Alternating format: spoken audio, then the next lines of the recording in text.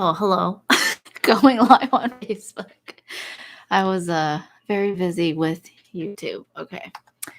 So let me get this live stream.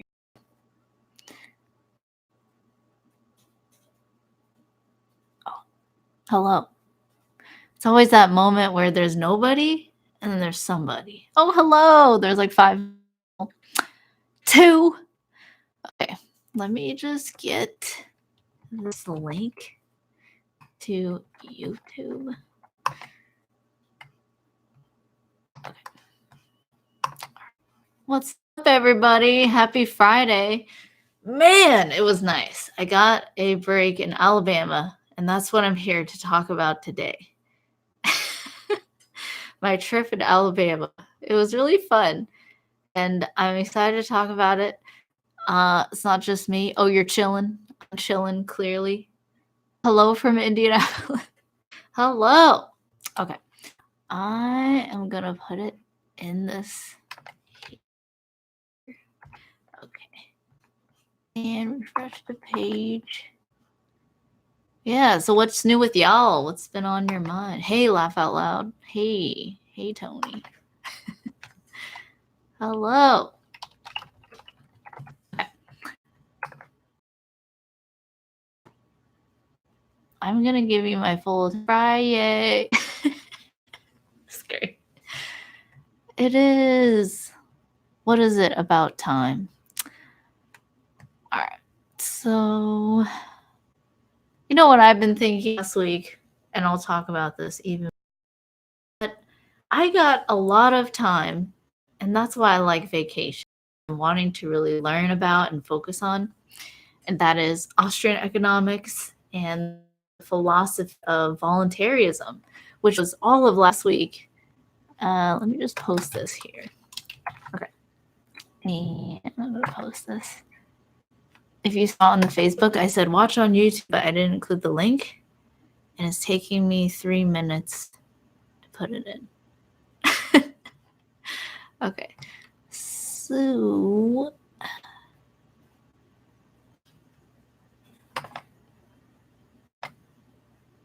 I love that, like 21 people. That's cool. You know, where's everyone at? One person from Indianapolis. That's cool. Everyone from America. 20 on YouTube as well. Okay. Okay, I'm done, finally.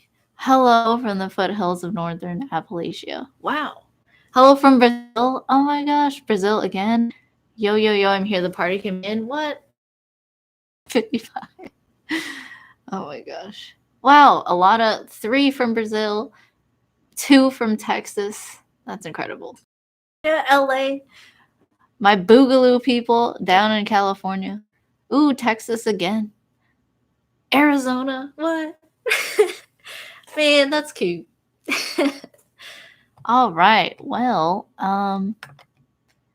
here we go. So, usually I like structure.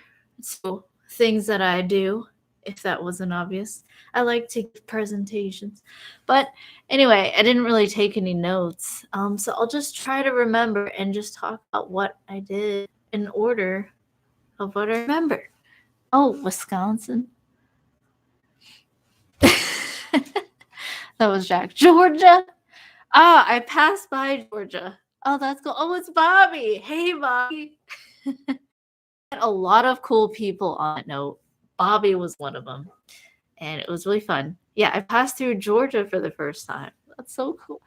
Oh, Florida. Oh, Florida. Are you flow grown? Or are you Florida man? Or are you both? Okay. But Georgia was cool. I didn't really see much, but I never stopped. I never stopped to get some peaches. Are they as good as they say, Bobby? Or anyone from there? Someone asked, who would win in a fight? You or Liberty Doll? Well, so I don't know Liberty Doll's strength, but I do know mine compared to most girls that I've arm wrestled with. And you can guess whether I won or lost. Here, guess. I'm curious. Ohio, you moved out of commie form.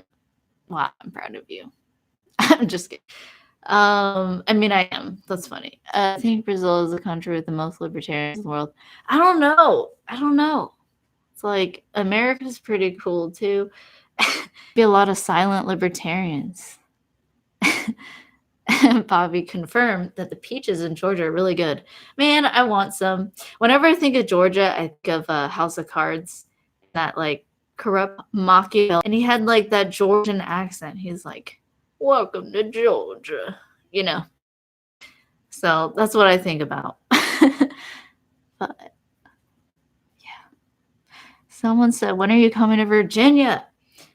I don't know what's in Virginia. Like, I don't know if there are any particular Liberty events.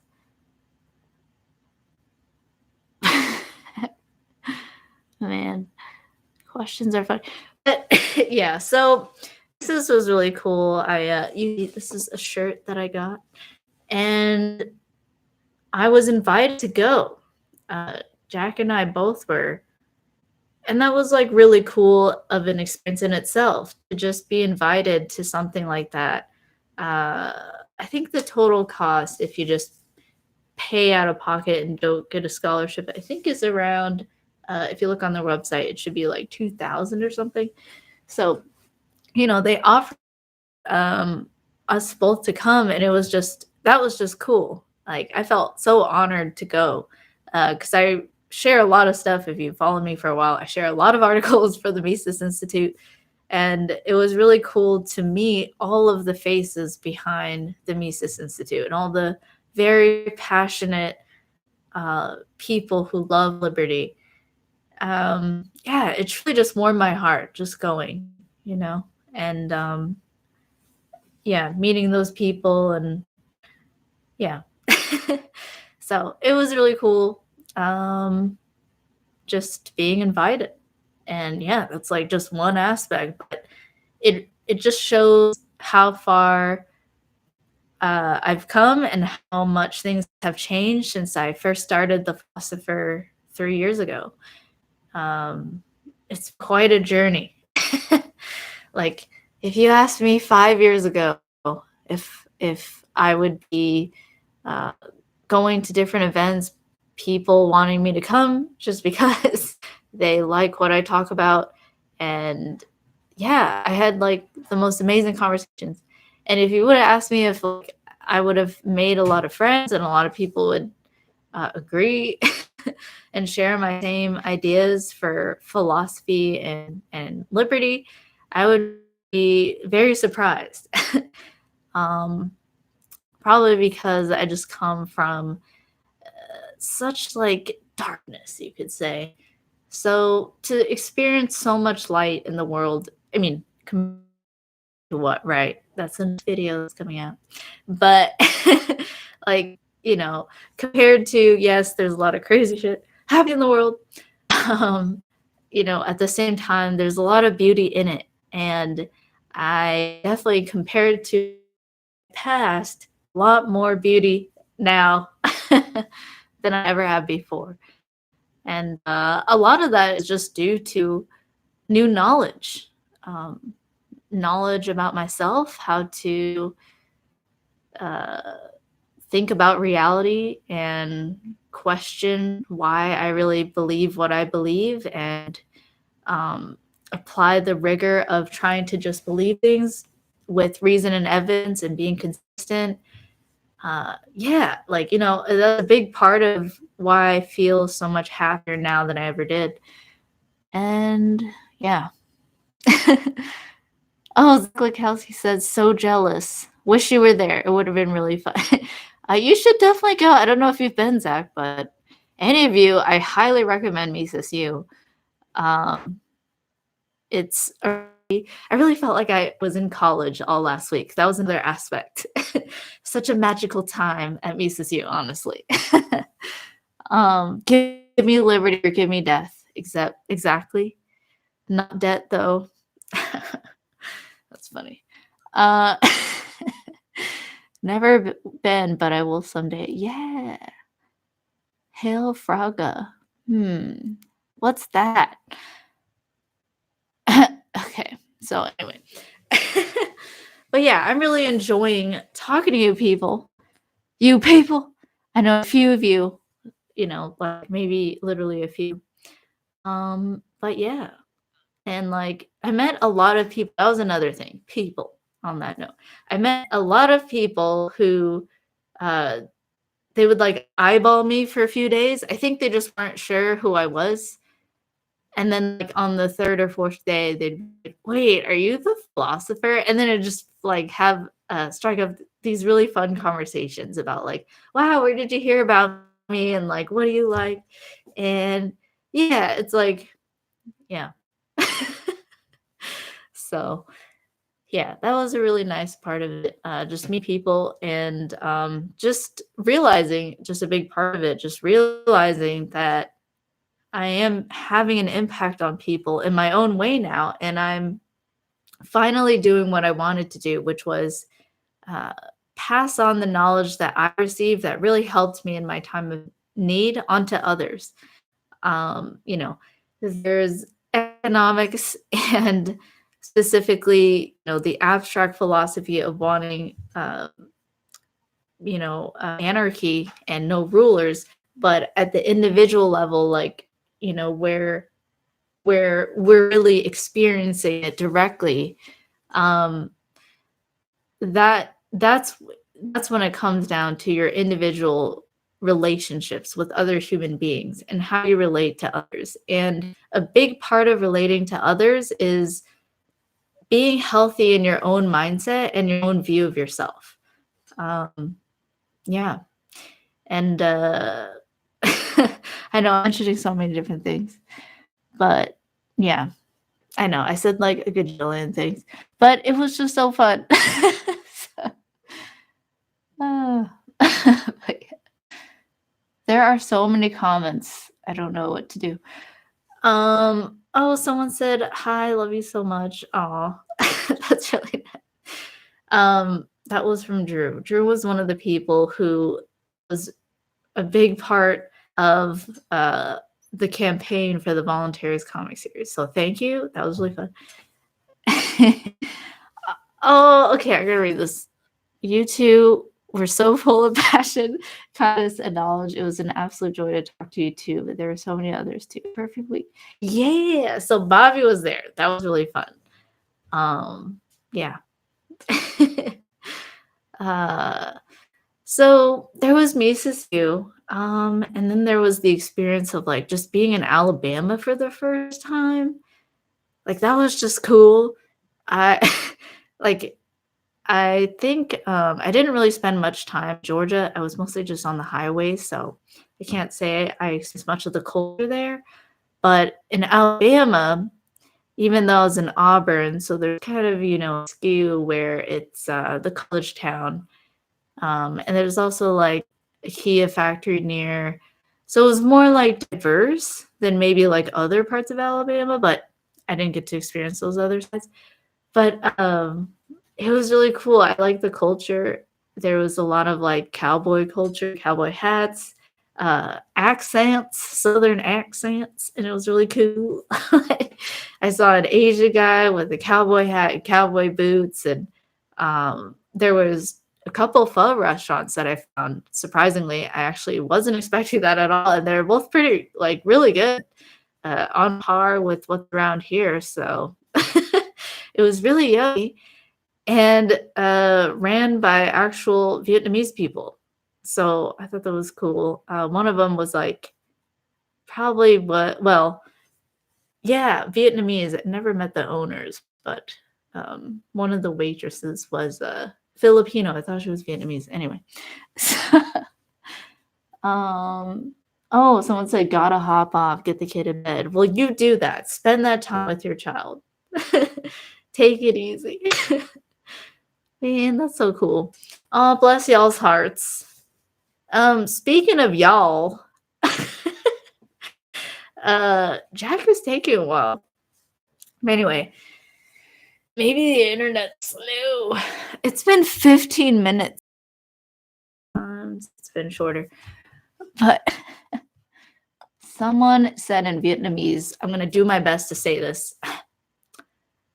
Chao em o. Okay, what? I don't even know what you said. Sorry. If anyone speaks, can't say. Someone said, should I switch to Facebook or I don't know. I like YouTube. It's up to you. Facebook far away. Yeah, it's kind of like I have to keep switching back and forth between making eye contact with YouTube or Facebook. So, bless y'all's hearts. You learn more than economics in Alabama, I see. I was actually reading a comment. But yeah. One of my, like, I think the name guy that comments is very, like, direct. So I just got to say I appreciate your name. Someone said we do a rap like Kings and Hayacraft, something like that. I mean, yeah. I don't know who I could dress up as. It'd be fun regardless, I guess, to just try and impersonate them. But I like to make different, I don't know. We'll see. I like to make my own music too. That's funny. Yeah. So, yeah, it was interesting. There was a lot of police. That was a big part of it, of Alabama, at least Auburn. So again, it's very skewed. You know, I didn't like visit everywhere in Alabama. It was just Auburn. So I'll just say Auburn, college town, had a lot of police, especially at nighttime. They would just come out and there'd just be cops on bicycles on every corner, like cops having people pulled over. Yeah. So it's probably just an opportunity, you know, if you think there's a lot of college students and you're around all the bars, well, you can think that there's going to be some stuff going down with some drunk people. So I could imagine. There was karaoke too with Bob Murphy. That was a highlight. That was really fun. It was on that same night where I saw the cops and I got of the karaoke. I came in a little late. Bob Murphy was in the middle of rapping to Where's the Love? I think by Black Eyed Peas. So, yeah. I forgot his name. Is it Will I Am? I don't know. You tell me. Probably is Will I Am. That sounds familiar. But yeah, so he was rapping that, and I was just really surprised that he was so linguistically talented as well and good at rapping. So yeah, karaoke was cool. There was I sang Old Town Road by Lil Nas X. It was just a song I'm really into. I like a lot of his music that came out, and it was just really fun. A lot of people knew the lyrics. I enjoyed listening or singing with everybody, Sweet Home Alabama. But yeah, so and wow, so you guys are just hanging out on Friday. So yeah, this is mostly what I did last week. Well, this past week I was mostly working, but last week, yeah, it was like such intellectual rigor. Yeah, I got a lot of books. I guess I'll just do a show and tell. Yeah, so after a stretch, okay. So when you go into the Mises Institute, I think it might be an old university building because like it's very, I don't know, it's like, I don't know how to explain the look. It's like a timeless piece of everything, so classy. All the furniture, everything was clean, like very clean, no cobwebs. I didn't see one, and I'm very particular about cobwebs and just dust in general. I just noticed. I don't know. It's just because I noticed. That's what I mean. And I didn't see any. And of course, you know, they had Mises U, so they got it clean. But hey, I appreciated it. And you walk in, and the first thing is you just see like a whole library. You see a little corner. There's pictures of Mises and Rothbard everywhere, and it's just walking into a time capsule. That's what I mean by timeless. Oh, I just laughed so loud into the mic. Sorry if I hurt your ears. Seth, give me $2. That was a B. Sanders ad on your stream. Wow. Okay. Thanks for, $2. But what? It was Bernie Sanders. That's funny. Oh my gosh. Maybe they hear me talk about minimum wage and they think I'm pro or something. I don't know. But I mean, I didn't say this live stream. That's hilarious.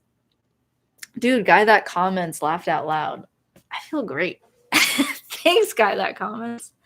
Seriously, love your name. So honest and direct. It's great. So yeah, and you walk in and there's books everywhere. I think, if I'm not mistaken, I could probably look it up, but I'm not going to right now. But you could probably look it up. Mises Institute. I think they have one of the largest private libraries in the United States. I don't know if that's particular to libertarian books. I don't think so, because like I looked around and there was some very interesting titles in it. Like some books by Thomas Malthus. So it's books on like any sort of genre, just all relating to philosophy and the state and things like that. And if I went to Auburn University, and for any of you who are like students or, thinking of going to college, I don't know. If I went to Auburn University, I would have totally went to the Mises Institute, and like you can get a pass. I saw a couple people with they had like library passes to the Mises Institute, so they like they pay on a monthly basis, and they just have open access, I think, to the library and just the different lounge areas they have. And it's such a relaxing environment, everyone's so professional. Oh wow. Aw. Wow, thanks, Seth. So Seth on you. Oh, Bobby said he's a great public speaker, very compelling. Oh yeah. I missed that first part. Okay. We're fighting for common sense gun laws, a healthy minimum wage, and healthcare for everyone. But Mitch McConnell is stopping this from happening. Wow. Wow. Well, thank you so much for the $10. I mean, I think I still get ad revenue, which is so weird because it's from Bernie Sanders. Oh, thanks. You said I love you. What is love? I been reading about that in The Psychology of Self-Esteem by Nathaniel Branden. I finished it. Took me like during the car ride home, I listened to like 2/3 of the book on audiobook on YouTube. And then I read the rest on my Kindle, the Kindle version that I purchased. And it's just so insightful. He's definitely, I can tell his influences with Iran and maybe on Iran. But yeah. Oh, hello. Welcome to the live stream. Yeah, it took too long. Was there internet issues? I think, yeah. That's even with the high bandwidth, it's because it's multi-streams and a bunch of other stuff going on. But then I realized, okay, I might as well just use like the cell phone network, and that made it go a lot better. So. Oh, okay. Yeah. Makes me wonder if we should get one of those like giant gamer routers. Oh my gosh. With, like 6, 9 antennas. When we have was only 3 antennas. Only 3 giant antennas. Yeah. We need like 100. 100. Thankfully, the market provides, so that's good. Yeah. So Seth Hunston. Sorry, I butchered your last name. But he gave 2 to mention that there was a Bernie ad playing. Where? Right before the video on YouTube. I'll take their money all day. And then he gave. We will definitely take Bernie's money and his campaign's money all day. And then he commented again, and he gave 10. And he said, be out of their "We hands. are fighting. Well, we are fighting for common sense gun laws." Wait, how would you say it like Bernie? It's like, "We are fighting for common sense." I can't do it. I can't do it. It's so hard to be a comedian. Like, how do you not laugh at your own jokes? It's so hard. It's always been a struggle. Anyway, we are fighting common sense gun laws, a healthy minimum wage, a healthy one. Healthy. A Business. healthy It means coercion. healthy guaranteed unemployment. Yeah, no, healthy coercion of businesses and business owners. And healthcare for everyone. But Mitch McConnell is you mean coercing doctors to provide everyone healthcare. But Mitch McConnell is stopping this from happening. Oh my goodness. That's so funny. I don't know. And then he said, I love you, Pho. That's really sweet. That's good. Someone said, have you been to Vietnam lately? Just the other day, in fact. I wish. Ooh, a top fan, Eric, said, I love that hat. I know, I do too. me It's nice. too. A lot of people got this. Diego. It says, enemy of the state. Yeah. Actually, that's perfect on you like that. And it looks better on you than me. You should just wear like that in the next rap music video. Whenever we do the next rap music video, you should definitely do it like that. You could like, yeah. what? Yeah. Yeah. Oh what, Seth, again? You made money off an ad for socialism unwillingly. Right. Yeah. But I accepted nonetheless. Oh yeah, I'll take the Hillary ads, the Trump ads, any of the ads. Just they don't need their money. We'll take it from them all day, every day. Well, yeah, play that ad. It's hopefully not gonna, the people who watch my videos wouldn't be like, I'm gonna vote for Hillary and Bernie now. Yeah, so well, if they're here, they're okay, that's probably funny. not that easily duped by like a YouTube ad. Don't be duped. Yeah, so it's like keep wasting your money. Wow, I suddenly got like really energetic when you came. It's all that LSD. That contact high. No, just LSD? kidding, gay. Gay. The tree of liberty needs watering.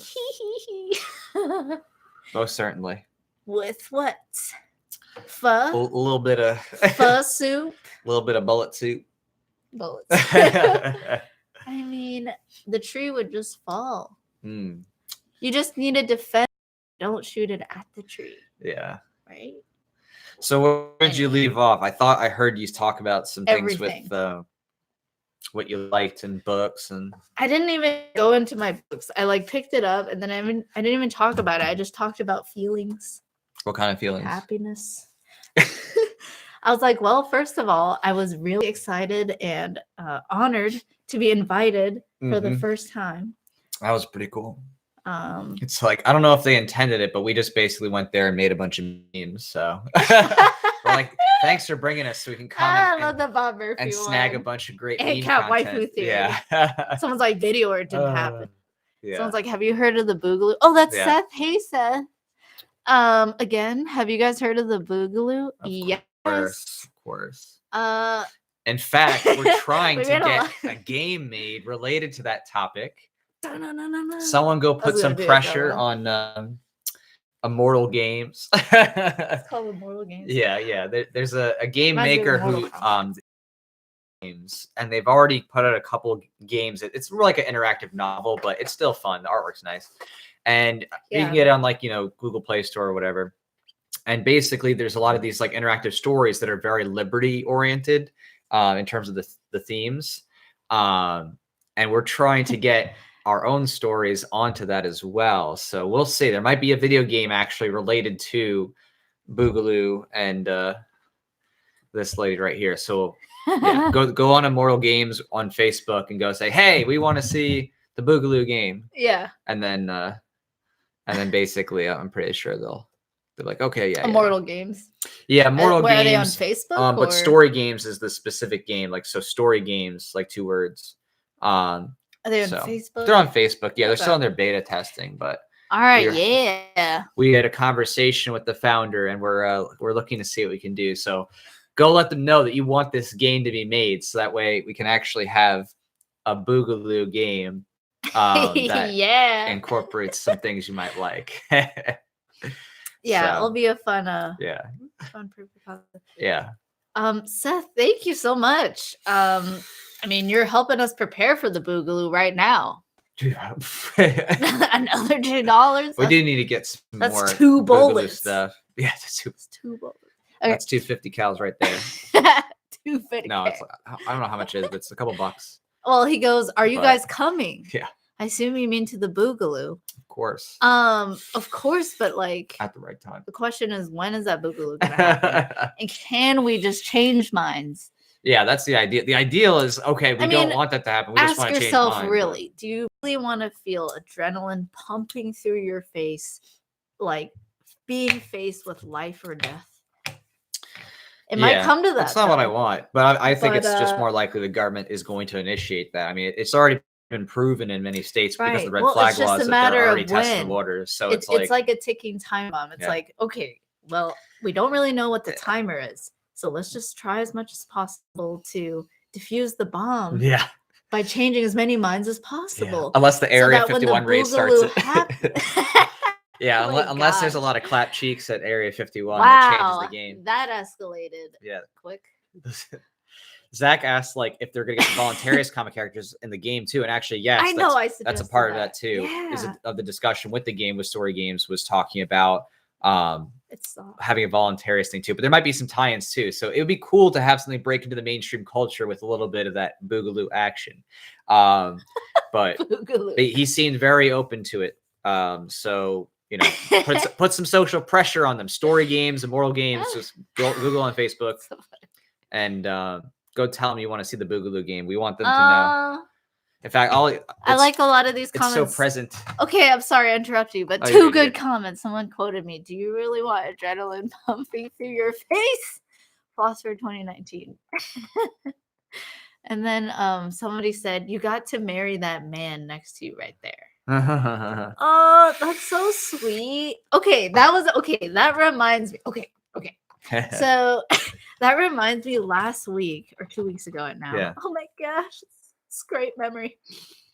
Fading away so fast. Anyway, so a big part of Mises U was like a lot of people just going, oh, you guys are so cute. And I thought that was sweet. Yeah. And a lot of people like have Liberty babies. And we're like, we will someday, not yet. But I just thought that was so sweet. And we saw a lot of libertarian parents. And yeah. There's lots of Liberty babies being made. So a lot of the professors and their wives and these people who just love liberty and they have their own families. They do. Yeah. It was pretty wild to see. I mean, what's really cool at that event is that there's so many people from around the world. Like you might think like International Students Liberty Conference, oh, that's where you go to see international people. But no, at Mises, like there are literally people from Australia, Argentina, Colombia, from I think it was Czech Republic and Poland. I mean, we saw people from literally all over the world at this event. And it's awesome. There's so many people from around the world who are doing projects for liberty. Yeah. And just a quick note, I'm putting the link right now for Story Games. Go tell them you want the Boogaloo game, because seriously, that will be awesome if they go with that. Ooh, so someone said, can there be a game about the Boogaloo, preferably RPG or RTS? Is RTS real-time shooter? Yeah. So obviously that would be an direction. Really this is like an app, more like an app that has like kind of like a story mode. So it would be like a good precursor though, because again, virtual reality Boogaloo. Right. It's like with any type of game prototyping, it's like, you got to start small and reasonable, because obviously dealing with because you learn a lot about what you want to keep or not. And if you don't have a super expensive start, then you have a lot more room to just try different things. It's proof of concept. Right. And that's definitely what this is kind of doing. Is it's still like a real game, and it's nice, but it's the proof of concept. If that goes successfully, that can definitely steamroll potentially into the 3D realm. Whoa. So hey, Bobby. Well, thanks, Bobby. Oh yeah, that's right. Bobby's actually having a baby. I remember that. wait. I missed one. Oh wow, Seth. Oh wow. Okay. Well, thank you so much. Okay, I'll see you guys at the Boogaloo. Yeah. I must make sleep. Okay, have a good night. I'll watch this VOD tomorrow. Yeah. 2 things. Have you read 12 Rules of Life by Dr. Jordan Peterson? No, I read the summary. And we've watched quite a few videos. I clean my room more often now. More often. And will go to prom with me because I love pho. Well, people have married things like blueberry pies and stuff like that. So yeah, if you love pho, I love pho too. We can both marry pho. So A big Well, old thank you boba so much for being here, for your support. Thanks for helping me prepare for the Boogaloo. Now I can order Yeah. like 25, 50 cows. Like, thanks, man. 25. 25. Oh my goodness. It's like, what market are you in? Okay. Yeah. I can only hope. What? So Bobby, and that's what I was reading. So Bobby says September 14th, Liberty baby coming via Bobby. Oh yeah. Yeah. So there you go. There's another Liberty baby coming. He's got Yeah. a little baby coming out in just a little bit. I told Bobby that I want to hold your Liberty baby. I don't know what it is, but I just love babies. They're so cute. And then Diego said Maybe hi, it's who a we saw at the motherly- event. There's a lot of people here right now. You got to say hi to Oh. these people who are from the event. So glad to see so many hey, dropping in Diego. and saying hi from the Mises U conference. It's Oh, pretty thanks cool. for coming. Yeah, Diego's really cool. Yeah. We met people from y'all Y'all. in Alabama. And yeah. There was a whole crew from Young American Celebrity there. I don't know if I saw any students for Liberty though, but there was a whole Young Americans for Liberty crew. Me, soft affiliation technically, but there was definitely like the two guys from 71 Republic were there. Although we didn't say hi to them. Bobby, I mean, I tried to a little bit, but they Bobby, were it very was focused. like, isn't it Americans for Prosperity? For peace and prosperity. Yeah, a few AFP working people there. Mises Caucus people were there. Yeah, right. Michael Heiss was there. We were doing Stateless cross debates. Productions. Oh yeah, we got to talk about that. I mean, we're gonna do a whole actual separate video for Stateless Productions. So Stateless Productions is producing a video, or I should say documentary, on the history of voluntarism, anarcho-capitalism, things like that. And they were shooting 10 interviews at the Mises Institute. And we were there behind the scenes, and we might even ourselves end up in this video. But, I've helped and consulted with the project and things like that. But I'm just really excited for them because last I checked, their goal is 15,000 and they're above 20,000 in funds raised in Indiegogo. But we're going to do a special kind of like fundraiser promotion for them in the last like 48 hours of their campaign, because we want to make sure they are very successful, because it's going to be amazing. And they're going to actually like have full production in terms of like high quality editing, color grading, packaging it for Blu-ray, and potentially submit it to film festivals, and even possibly for streaming services, maybe Hulu, maybe Netflix, maybe Redbox, maybe, whatever it is, they're going to try it out. So it'd be really cool to get, a true liberty documentary out into major platforms. I mean, there's going to be a documentary that's almost like a treatise on all the work that's gone into the philosophy of anarcho-capitalism. Oh yeah, no, I mean they're interviewing the whole spectrum, so it's not just like, oh, here's a couple academics. Like no, they did the academics, of course, but everyone who's involved, but activists, creative types. Right, we have a good night. Take Consider my donations as payment for 12 rules. Please do yourself. We'll say payment and then like torrent it or whatever. Okay. Maybe he'll get our thank yous with his Think Spot. You know what I mean? Because we signed up for that for beta. We haven't been in yet, but yeah. We want to get in on it just because Patreon and the other platforms are not very liberty friendly. I'm really excited to see what Jordan Peter. If anyone's on it, do let me know. Yeah, I've seen only a couple people tell me they actually got into beta. Someone said, "Do I really need to make my bed?" But yeah, that's a subjective value. Let's think about it. I mean, for me, I just choose to, and it's just more that I used to make my bed, and I just found that it's just more convenient to, when I do the laundry, have a clean place to throw all the clothes, so that you could repack it like a day later. What do you mean repack? When you don't finish putting it away. Well, I've been actually getting better about putting away laundry. That's another thing that I heard from Jordan Peterson, I think, which was just like, don't just leave laundry out. Just like do your laundry, clean your clothes. That's something every human being has to come up against. So I mean, I don't know. I just think that was more like an INTJ manifesto. Like, well, and I'm an ESTJ, so it's not necessarily like I'm like an F type. So I believe it is subjective. It's just for me, I feel better. But again, it could just because like I really like things in order anyway. And some people don't really care. So. Obviously, if your room's nasty, you got some nasty food laying around, like, yeah, you got to clean that up or it's going to smell. But someone said Peterson's INFJ. That's unusual. I would have thought T-type. We'll see, I guess. But yeah, so did you cover any of the specific lectures or classes, like in terms of like content or anything like that? No, not yet. Someone said, wait, before we go, did Mises KYC you? Did they need your social security number to allow you to participate? No, yeah, they didn't require. No. Although, you know, I mean, it's like, what if they did? They gave mandatory vaccinations, though. I'm just kidding. Yeah, in order to go to Mises, you had to get your shots. You had to get spanked. You got to get Mises, Rothbard tattooed on your arm. Yeah, like Ron Paul injected. No, they're very chill. It was good. It was so fun. I mean, we still argued and debated with people all the time, and of course, you know. Yeah. Like when let's talk about our debates. What were the main? Where did we go? What were the main topics that you enjoyed debating about? Like, well, that you remember your highlights. Anybody who is like still not fully bought into the voluntarist ethics, you know, ethos, you know, obviously I enjoyed talking to them about their own ethics and, you know, making comparisons because, you know, it's a wide spectrum of people who attend the event. There's actually people who aren't even really libertarian. They are there on, you saw people who are on scholarships. Did you talk about that? No. Okay.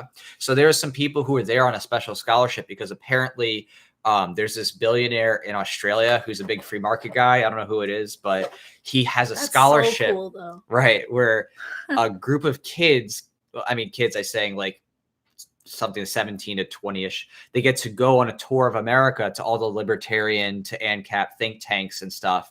And they get to go and like spend a week at different places and like enjoy seminars. I'm like, that's wild. I mean, because some of these people, like, you know, they're not necessarily like huge libertarian people, but they're like, oh yeah, I get a free trip. They're like, okay. So, you know, we talked to them about their views and tried to, you know, talk to them a bit more about, you know, where they're coming from. And even Stephen Clyde, he said that man, right.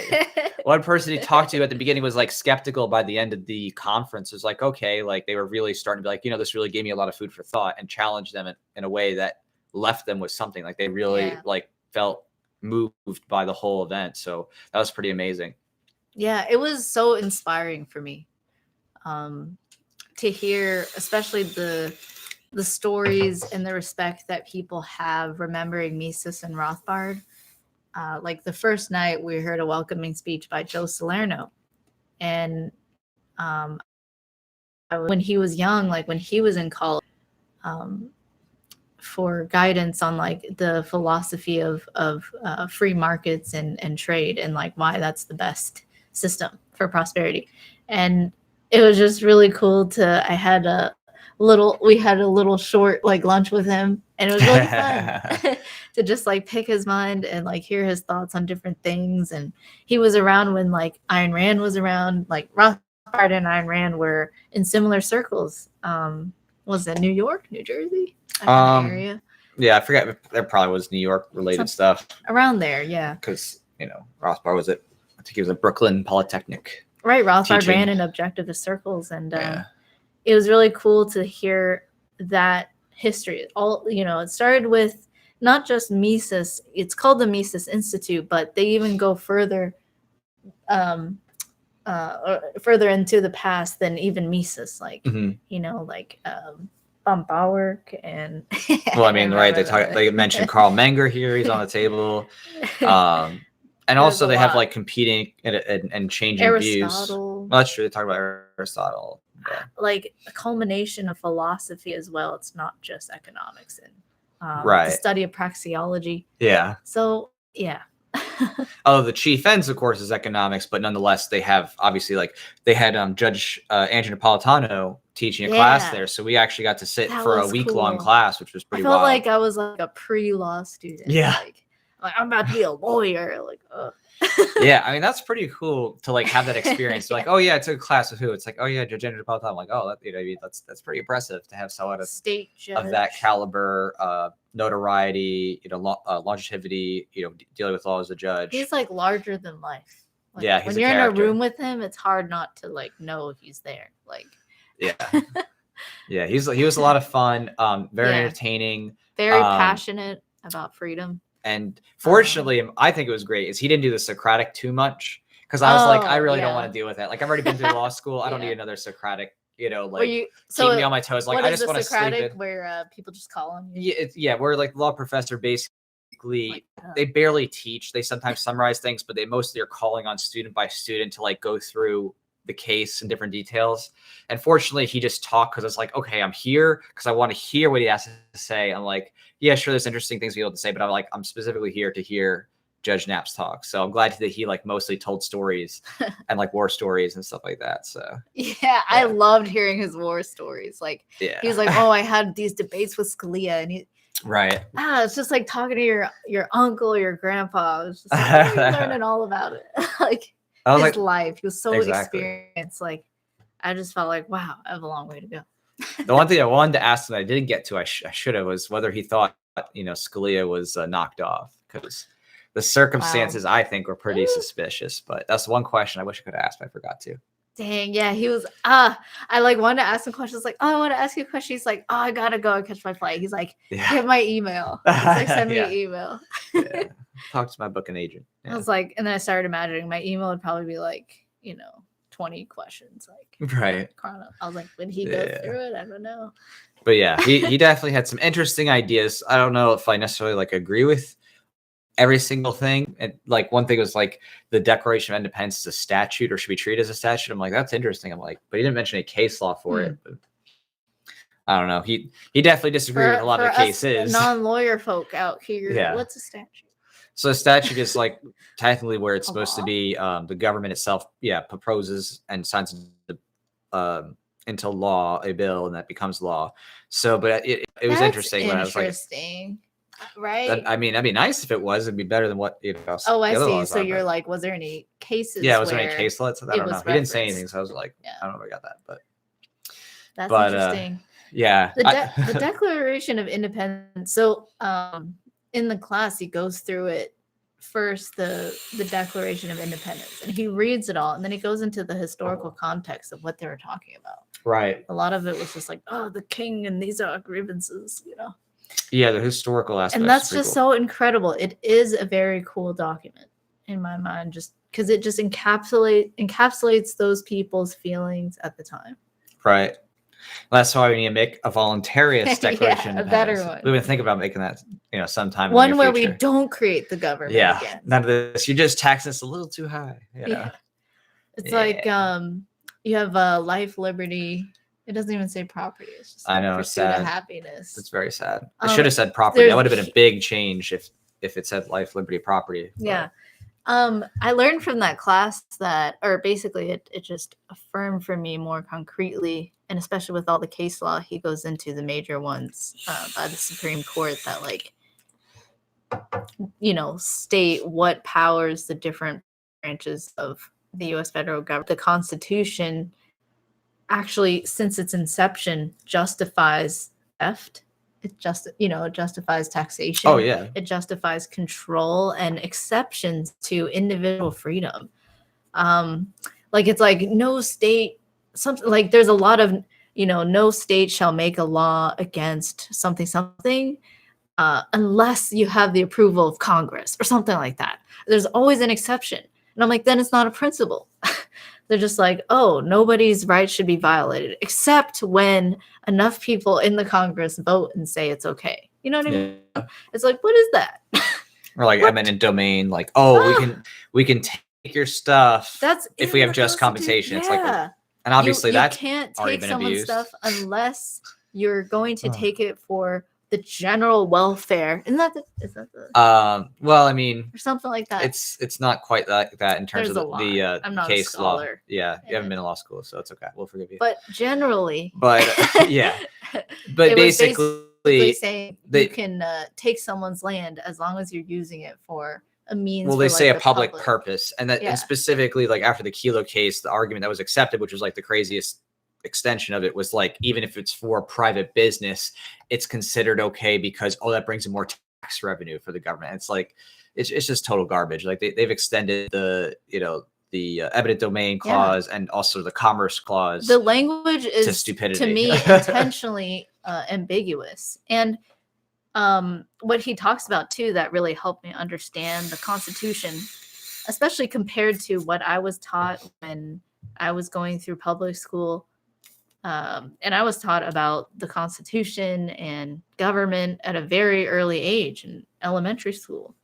And they would just talk about the Constitution as something everybody wanted. They didn't. True. They like barely. They like obfuscated the real disagreement between the Federalists and the Anti-Federalists. For me, like they just didn't like go into the importance of that, and there wasn't really much of an education on liberty or decentralized government. It was like, oh, these people, these states, they just wanted to keep.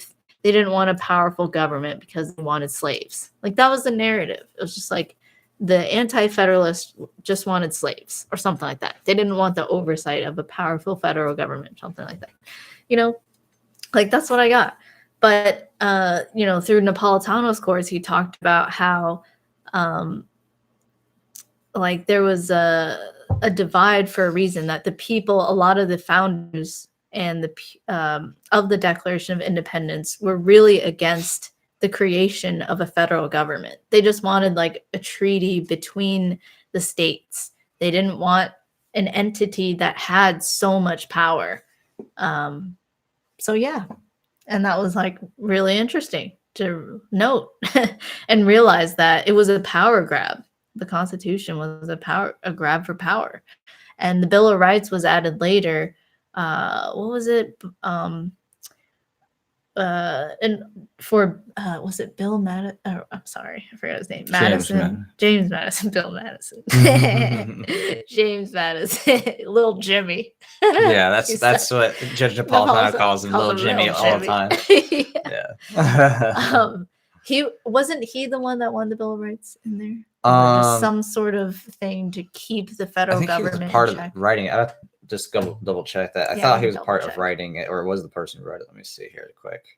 But basically, the Bill of Rights too, which was told to me in public school, was what everyone wanted since the inception, and that, you know, the Constitution with the Bill of Rights, it's like this thing that everyone agreed to, and there was no drama about it, and everyone knew that the best way to have society was with a big federal government.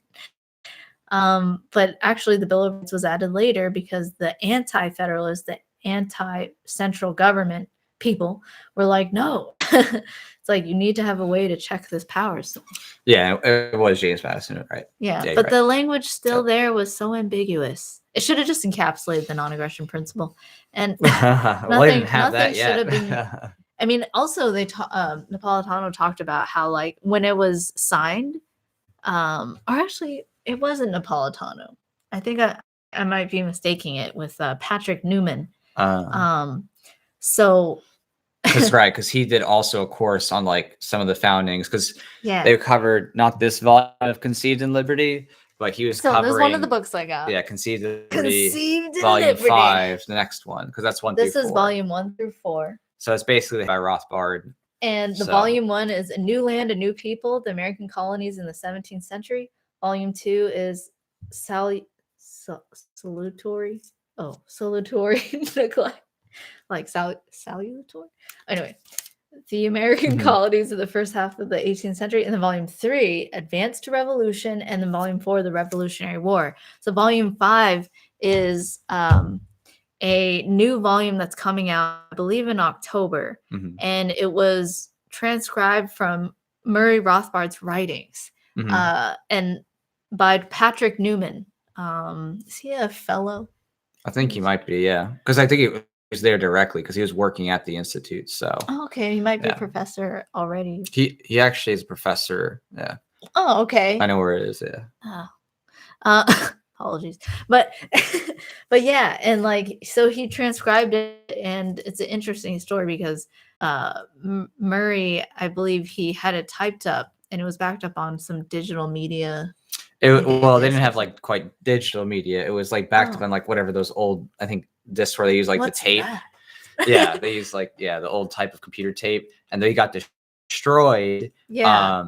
unfortunately, because it was supposed to, he spoke and it was typed in and then it was recorded in other media, and then that media got destroyed. So all they had left were his handwritten notes they started with, and then he read the notes, later.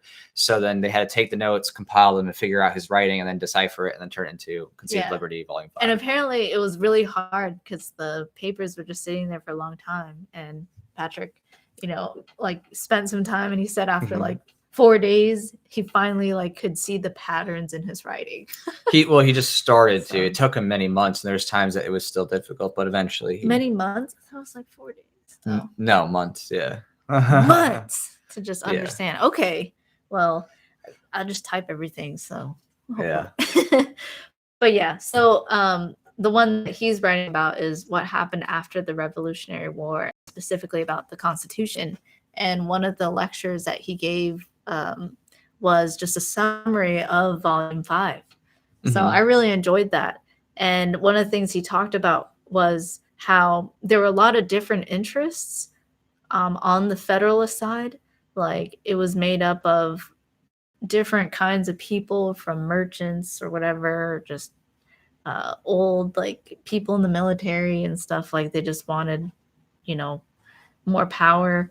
And it was really interesting to see that their interests converged in order to advocate for the federal government to be created. So it's just to me, it's showing a parallel with the world that we know now, that very different people can have shared interests in wanting to control others, or on the flip side, wanting to free others too.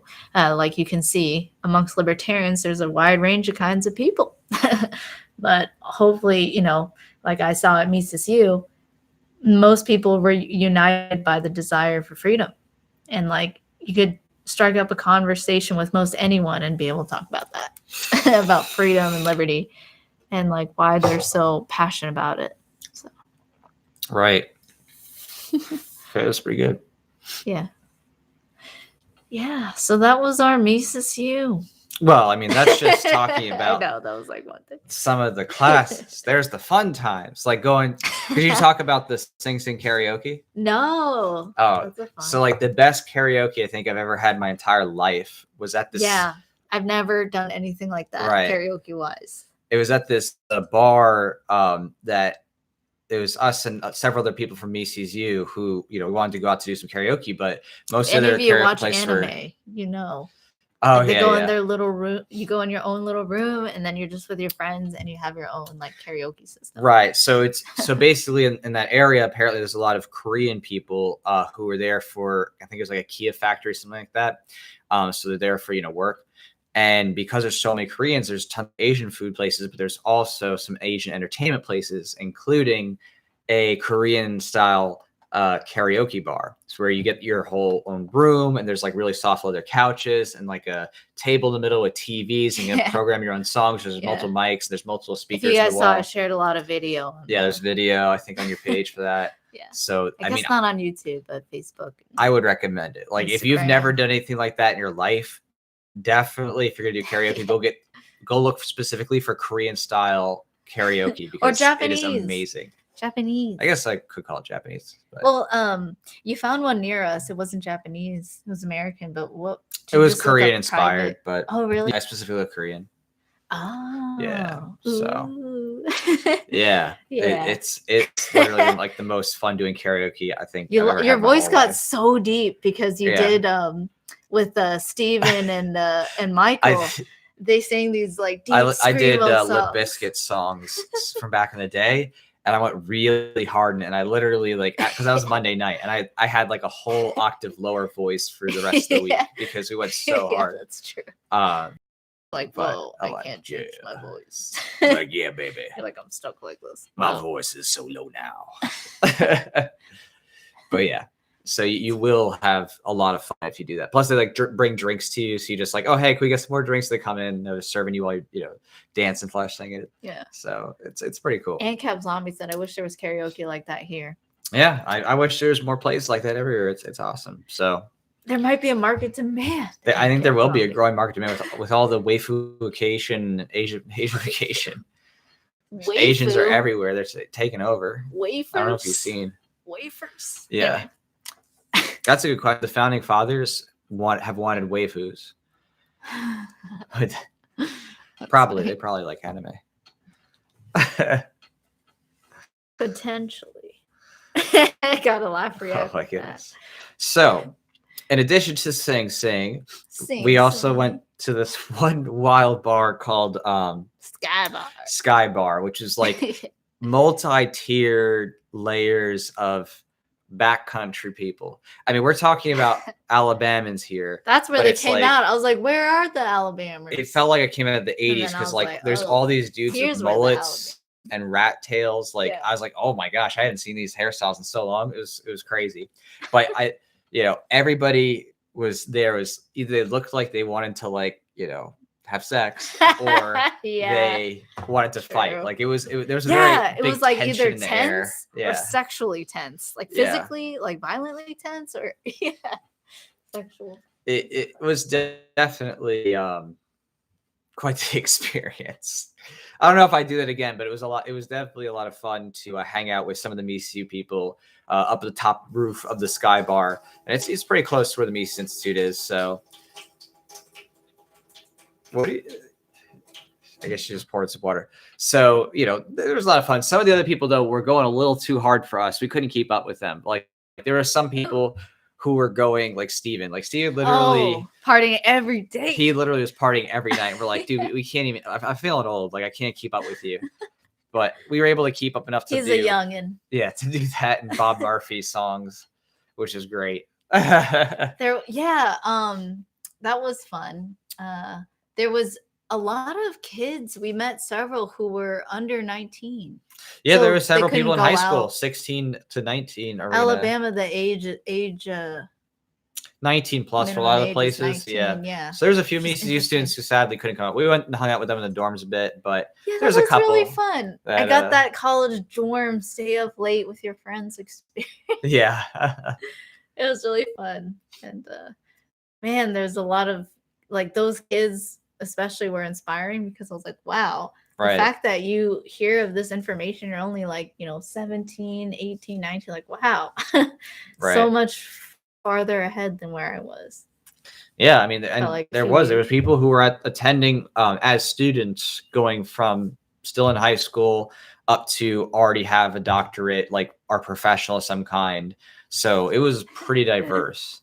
So it was pretty wild to be able to talk to all kinds of people who are like, oh yeah, I'm studying physics, or oh yeah, I'm in grad school for economics, or oh yeah, I'm a lawyer, or whatever it is. Like there was a girl there who was a chemistry major. I mean, you had the Such a range. whole gamut of Yeah. different fields of interest and study for people. Programmers to professors. Yeah. To all So- kinds of people. Yeah. Zach's like, well, on the contrary, you guys are really good at saying going hard and staying up late. That's true. I haven't gone We've hard done yet, that before. What? but What? He said going hard, stay late. I said I haven't gone hard here yet. I haven't had a Yeah. drink. I've just been kind of chilling. That's true. But Ooh. yeah, it definitely is worth going. I would say that if you're a true libertarian, a real libertarian, It's like academia or like just clap. It's like a really nice like intellectual discussion all week long about freedom and capitalism and trade, oh yeah, money. They talk about the Federal Reserve, entrepreneurship, Mhm. ethics, property rights, non-aggression I principle. think what you like, said too, that's just so really cool. quick with the Federal Reserve, I think they gave one of the best overall balance sheet explanations of how the Federal Reserve, goes through the process of ordering money from the Treasury and how it balances its books. I think it's very useful for people who are just not familiar with like how the Federal Reserve actually like financially operates.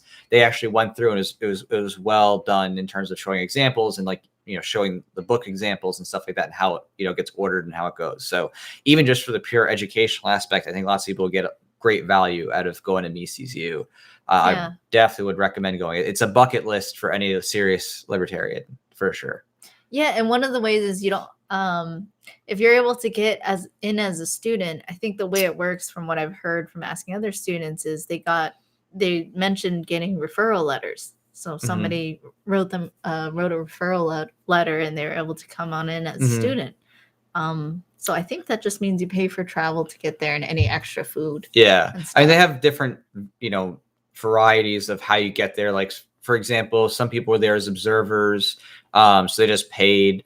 Yeah. Some were like students on scholarship. Some were students who still paid. Right. There were people who were club members because they're big donors at Mises who were just, able to come and hang out, like, and go to the sessions just because they're donors. So, I mean, you could definitely apply and just see where you fall in within that range of, where you are, depending on whether you're in school or out of school or not, or, wherever you are in your professional field. Like, there's a way to get into Mises U pretty much for most people, as long as you're not a crazy sophist. No.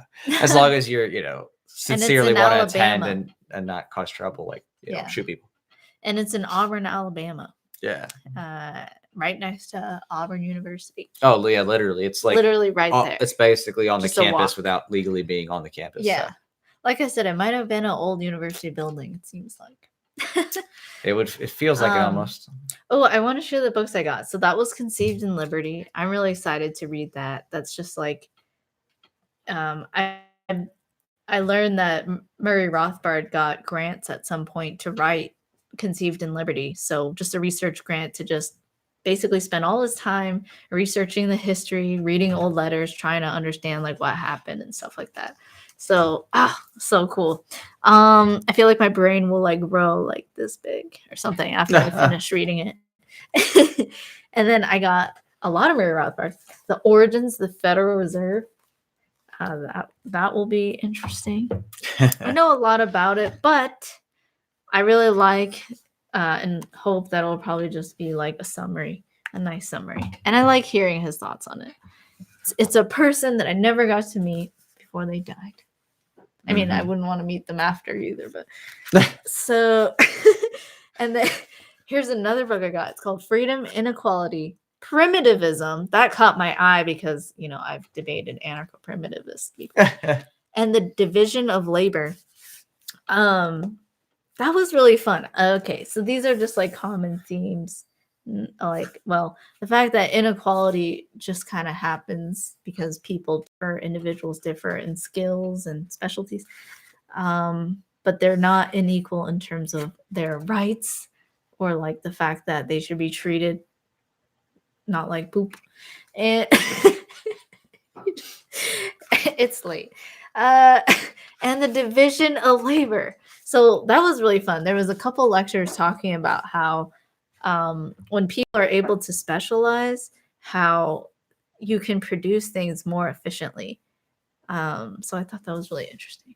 So yeah. And then another book by Murray Rothbard. This is the fourth one.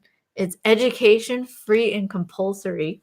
I thought that was really cool that Murray Rothbard also wrote about education and self-directed learning even back then. Yeah, that's amazing. So hopefully my brain grows reading all these. And then the last book by Rothbard that I bought was it's heavy. It's heavy. It's the Progressive Era. And then if you look at it, it's like you see on all these hats. Whoa. You're playing it. Cartels, income tax, anti-family, war, collectivism, regulation, Federal Reserve, prohibition, cartels, regulation, rule or ruin.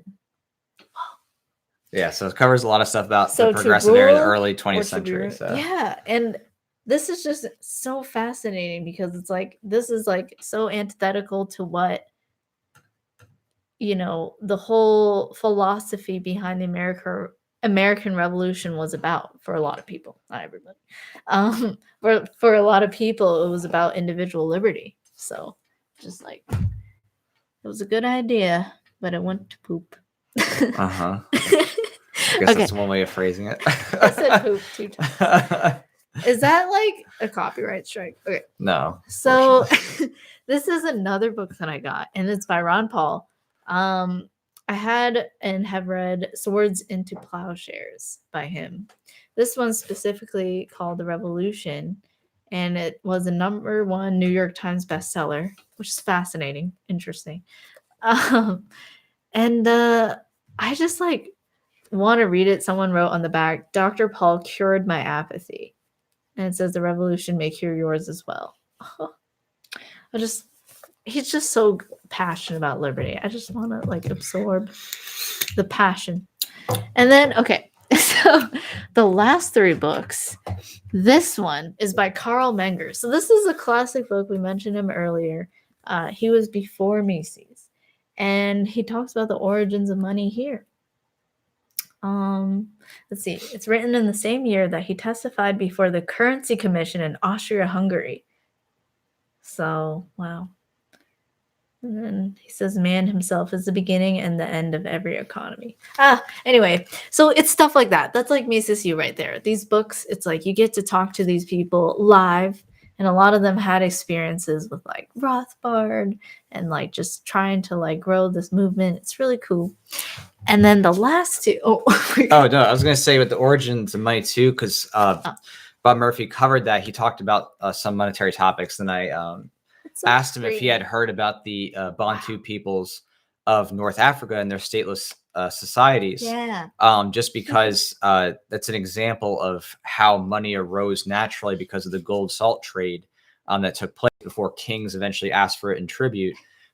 So he hadn't heard of it before. So I'm like, all right, go Google that. So hopefully Bob Murphy goes and looks into that, because there are real concrete examples of how people, traded to the point where they had excess and they could monetize, certain commodities. So it's not just something that's like, oh, maybe this happened. It's like, no, there's real evidence, the history of money in terms of like looking at how people traded certain, long-term commodities to the point where they were like rice. Trading beyond the excess, like rice. I mean, one. Salt, gold, definitely among those things. So wow, fascinating. Yeah. And then 2 more.